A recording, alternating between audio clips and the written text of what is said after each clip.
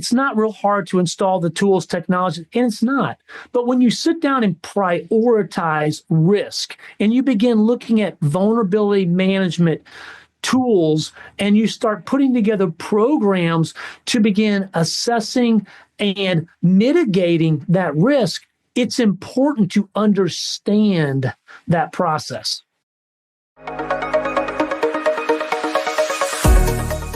Welcome to the Industrial Cybersecurity Insider. In each episode, we dive into the world of industrial cybersecurity. Join us as we cover the latest trends, innovations, and practical insights as we talk with leaders and practitioners across the industry. Gear up and let's get into this week's episode.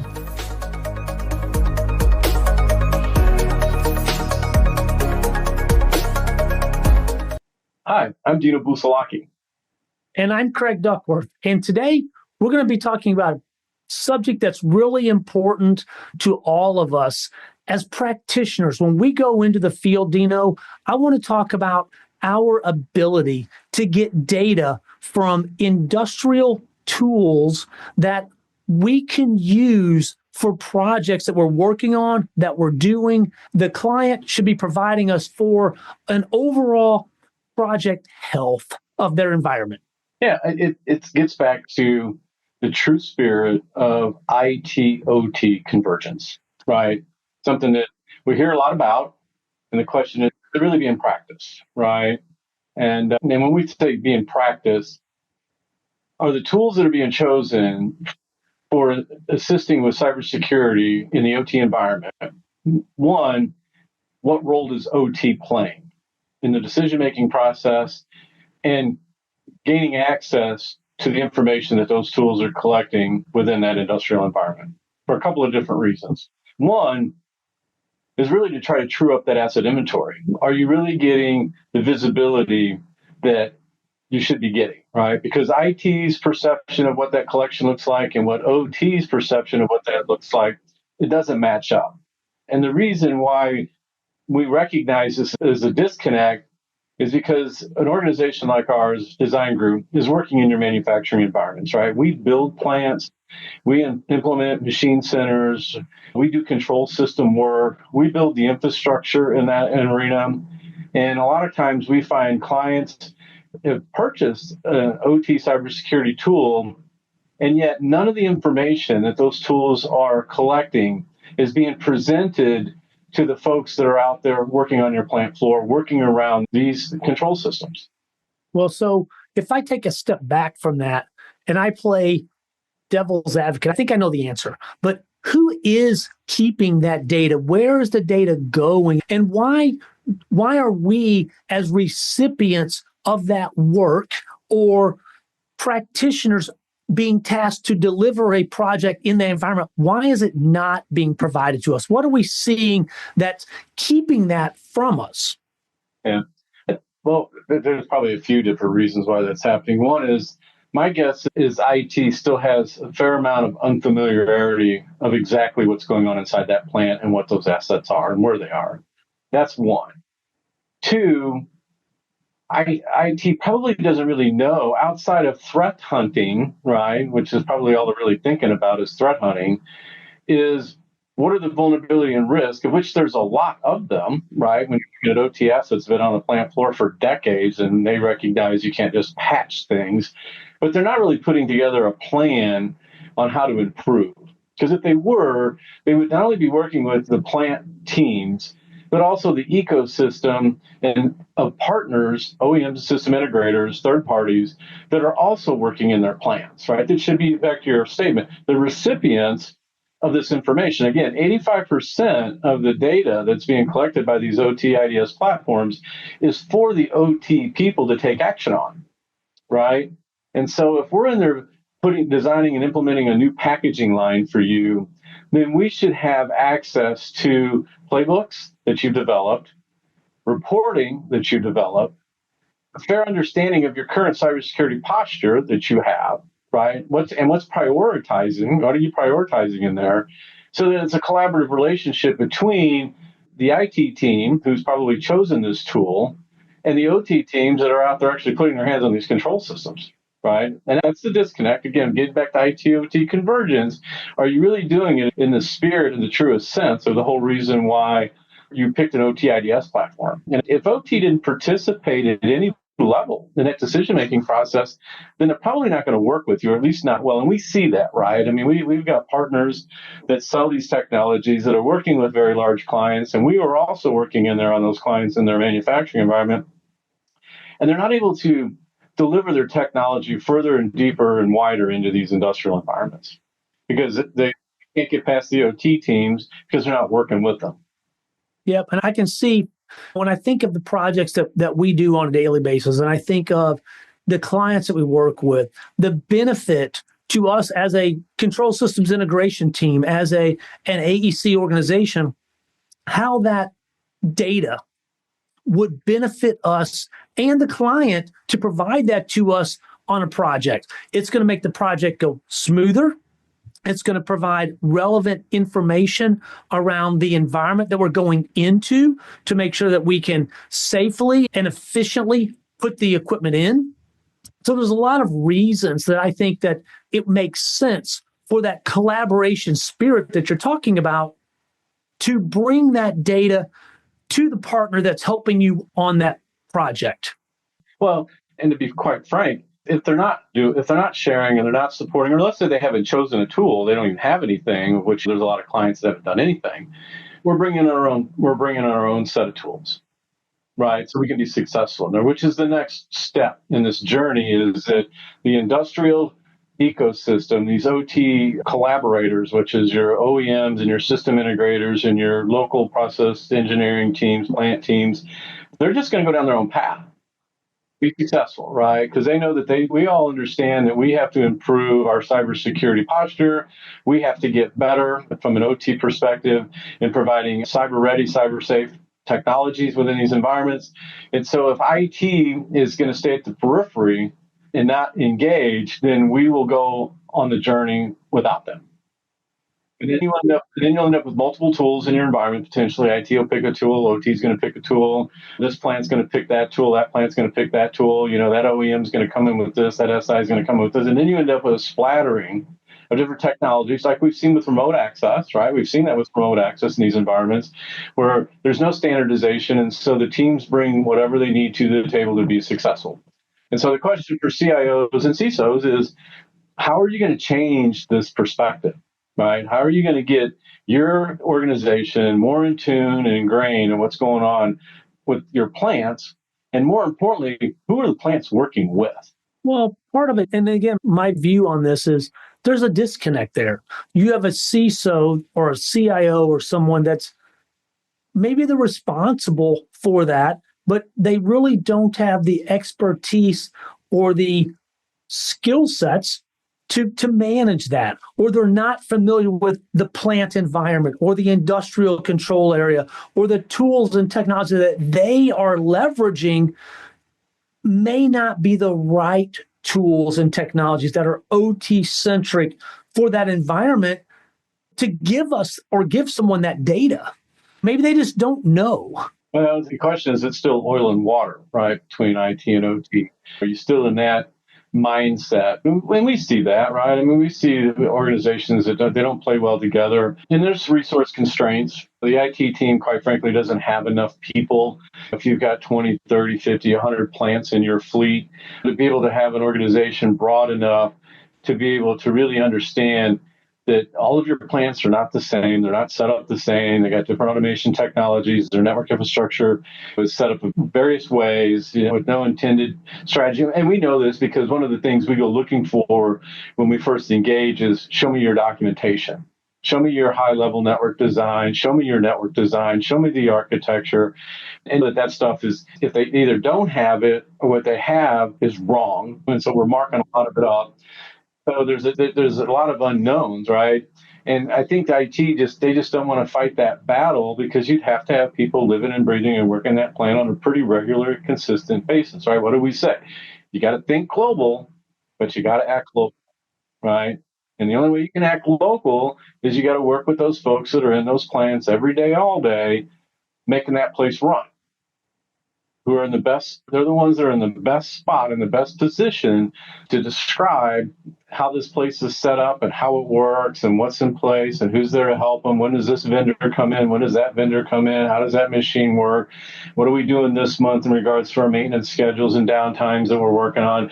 They're the ones that are closest to that activity to be able to implement and execute some of this work to help improve that cybersecurity posture. And again, like I said, if you're not going to supply the OT organizations with the tools they need, they're going to bring their own stuff in. And we're doing it now, right? This is not hyperbole. This is real, right? We're going in there with our own stuff. And even for clients who have a tool, and we're talking to the OT guys, it's like, oh, you got Armis in here. You're an Armis shop. We know that. Okay, great. I'm looking for this report. Let me see your dashboard. Let me see your asset inventory. I want to know what the vulnerabilities are in here. I'm trying to find this piece out about your network, and I don't know. I don't have it. They're not, whatever. And it's like, why is that? And so I blame the vendors who sell this, their partners and or the vendors who sell this to an IT organization, because they're not helping them with that transition all the way into the environment, right? And so then you have groups like ours who are starting to get smarter and who are starting to ask these questions. And if we're talking to the wall, right, nothing's coming back, we're just talking to the wall, then we're going to go do what we need to do to be successful. Yeah. So but when a systems integrator or a firm like ours goes into that environment, they know there's a tool there. Are there certain steps, certain questions that we could ask? How do you think the most successful path, let's call it a path, to get that data, that sharing, that cooperation between the two different teams, what's the best avenue to begin having those conversations? Have you seen something work better than something else? We can tell you what doesn't work, and that's what we run into every day, is when we're holding it close to our chest, we're not sharing, we're not giving it out. That's the cloak and dagger is really, we're past that. The ecosystem needs to grow up, mature, needs to start figuring this out. But are there things that make sense? Well, ideally, because you're working locally, right, is when you're asking the plant, who is the owner, right? They might just say, well, IT is. Well, who in IT? Who specifically is responsible? Who's calling the shots, right? Who could they go to? And sometimes they're not even sure, right, per se. I mean, I always welcome the opportunity for those IT teams to get close enough to the activity that's going on in the plant and start asking questions and learning, which is what most of them are doing, right? I mean, if I'm talking to an IT person and I start talking about HMIs and PLCs and the next words out of their mouth is, well, what are those things? Well, then you're starting hit ground zero, right? They don't even know, right? And so then there's a whole new learning curve for that, right? And again, you got one or two people, you got 50 plants in your fleet, that's not going to cut it, right? And the IT model from services, managed services, PMOs, I see that becoming more prevalent in the OT space because it's very difficult to develop a practice, to be able to manage this because it's all net new. There's a tremendous amount of data that's going to come flying up out of that plant floor when you put these tools in place. They get overwhelmed very quickly, the whole alert fatigue, and so they just give up. Right, because they don't even know IT doesn't know how to organize these challenges, right? They just don't. What's the priority? What's the life cycle of these assets? Where are they at on the capital plan to be replaced? When's your next expansion project? Your brownfield, your greenfield, your downtime windows? Who are the vendors that you're working with? What are they doing for you? Have you talked to them about making cyber-ready machines? If those discussions aren't being had, then you need to insert an organization that knows how to do this into the mix to help that. Yeah, and those are all questions that a good partner can help lead for internally within the organization. Those are valid. Those are concerns. Those are ways to help begin getting better. Yeah. And you have to do your homework, right? You just can't assume that the system integrator that you're working with that happens to be a Clarity partner. It's like, well, what have you done and where? Right? I mean, there's one thing to stand the system up. That's not difficult standing these things up, right? It's really what happens after that? What's going on after that? Now you've sold in this stuff and you've got it running in the plant and they're seeing a third of the assets. What's next? Right. And so if you're a client talking to a partner who's saying, hey, I can do OT cybersecurity for you. Oh, yeah, great. Where have you done it? Who the reference is? Can I go talk to that client? And especially if they're not in a competitive nature where that conversation can be had. Because you and I both know that we have clients who are willing to be spokespeople to other clients. As long as there's no conflict, they're perfectly fine with having that conversation, right? So clients, you need to consider that, right? So when you're working with a partner who says they're in the cybersecurity space, good, great. Even if it's on the IT side, if you're working with an IT VAR, says, yeah, we sell Clarity, we sell Armis, we do Dragos, we do Cisco. Great. Where have you done it? And what have you done? And who's that client? And can I talk to them? Yeah, well, that's important. No different than when they're trying to vet a systems integrator for a controls project or an AEC firm to build a building, or in our personal lives, we go to buy a car. You and I both know that everyone's going to research that car. There's things that they like about a particular model: Chevy, Ford, Dodge, Jeep, Mercedes. Depends on the price range. They're looking for certain things. They're doing research. Organizations have to do the same. They got to research and understand what they're doing. Well, and to take your car analogy a little further, there's one thing: are you the buyer and the driver of the car, or are you the guys that can actually build the car, right? And these engineering groups can build the car. We can build the car, right? And so there's a difference between selling the vehicle and building the vehicle, right? And so as an organization, you need to work with engineering companies who can build a car, because they're the ones that know what it takes to build that car and what's going into that car. They know the technology in that car. They know how it's being designed and programmed and configured and the networks that are in it. It's not the person who's buying the car. It's the people building the car. And that's what, again, back to that IT/OT convergence, that's what's missing, right? Some people, you got to get past that godlike mentality that some of these IT organizations have, that think they're the smartest cats in the room. And it's like, well, that's fine over there in the data center. Let's go talk about your plant floor and what's going on there. Well, again, a great way to identify that up front when organizations are trying to figure this path out and navigate this journey is a tabletop exercise. One of the very first things that we recommend is let's do a tabletop exercise with the C-suite to understand alignment, to understand who is going to own this. Back to your question, who owns this? Who has responsibility and authority to implement it?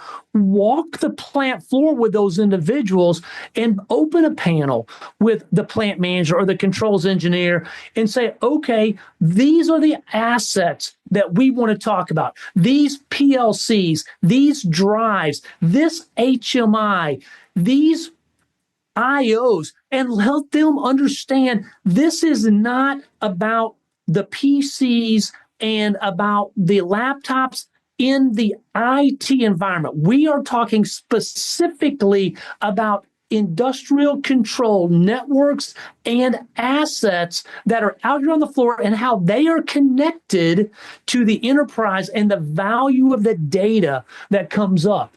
Organizations like Design Group, we have that ability to provide those insights. You talk about it's not real hard to install the tools, technology, and it's not.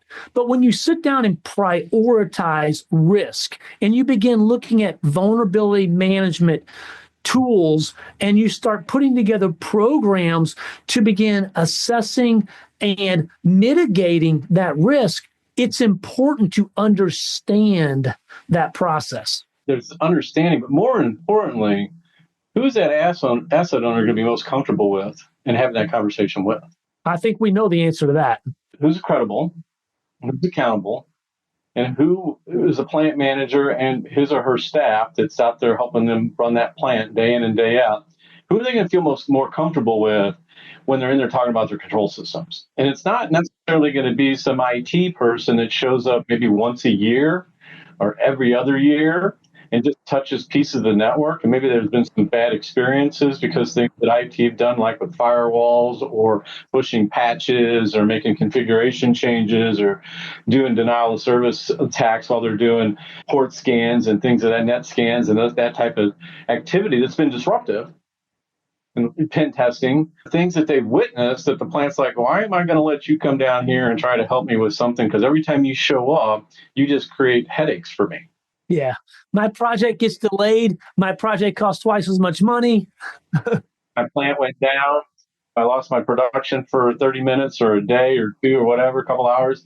And that gets back to that oil and water and that IT-OT collision, as we call it, versus convergence. So that being said, they need to start working with the folks that are most credible to them. Again, the people who can build the car, the people who are building their cars in their plants, are the ones that they need to really lean on to help them on this journey. And as a C-suite, if you're listening to this, you're going to have to get past what IT is telling you because they're only telling you half the story. Well, yeah, there's three sides to every story.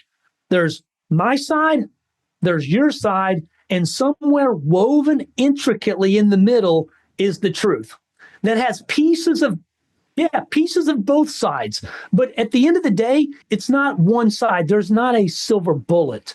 It's how do you get to the truth? Well, you're missing one of the legs of the stool, in my opinion, right? It's a three-legged stool, and you're missing one of the key components. You're missing one of the legs, and that is the input and an activity that's being performed by those groups of people who design and build those machines and who maintain and support those and the people who operate them. Yeah. Well, again, if you're not a magician, you shouldn't try to balance a two-legged stool. It's not beneficial. It's difficult to do. But we see that, right? I mean, we see that. And again, I place some of the responsibility on the shoulders of these firms who are selling this technology and selling it to the CISO and calling it a day. In the meantime, we're in the same plant, the same client, working in many of their plants, and they got this cool tool, and it's not being shared, right? Going back to what we started with, right? 1,000% agreed. If you're looking at this holistically from an organization, then you need to start treating it holistically. And enterprise does not mean only your IT and non-revenue producing assets. It is the enterprise. That means everything, the entire organization. And until clients, organizations, CISOs begin treating it that way, there's always going to be the divide. Right. And so they have to close that gap, right? And so where does that begin? And there has to be some forced collaboration on multiple sides, right? To put these people together, as I used to say back in the day, get all the liars in the same room and get past the finger pointing game and let's really try to move this ball. And we can sit and say that because the work that we do, we're the ones that are in your plant and we're touching the control systems. And if you're not talking to us, then you're missing the boat. Yeah, for sure. You can't just install it and walk away from it. That's no longer good enough. So great discussion, Dino. I know hopefully that's a hot topic that everybody takes to heart, can go back to their organization and say, how are we doing this? Are we sharing this data with our systems integrators, with our OEMs that we're looking to better our operations? And if the answer is no, you got to take a step back and say, why not? They're there to help you. Let them have access to the data. Show them what your environment is. Show them what they can do to help make you more successful. Everybody wins every time. Yeah. If IT-OT convergence is something that you believe in and something that you think that you're doing, then you should have a list of every manufacturer, OEM, system integrator who's in there messing with your control systems to be on your list. And they should be part of the discussion when you're talking about cybersecurity. What are you doing? Here's what we expect you to be doing. Here's our plan. Here's our roadmap. Here's our security framework. If those conversations aren't being had with those organizations and you don't have a comprehensive list of who those people are, then you are not practicing IT-OT convergence. Totally agree. Yep. Beautiful. Well, for anybody that's got questions, you can reach out to us, follow us on our podcast. Feel free to drop us a line. We're here to help in any way that we can. You guys have a great day. Thanks, Dino, for a fantastic conversation. Be safe. Thanks for tuning in to the Industrial Cybersecurity Insider. To stay up to date with our latest episodes, be sure to click the follow or subscribe button now. And if you found this podcast helpful or have a topic you'd like us to discuss, please leave us a review or let us know. Thanks again for listening. See you next time.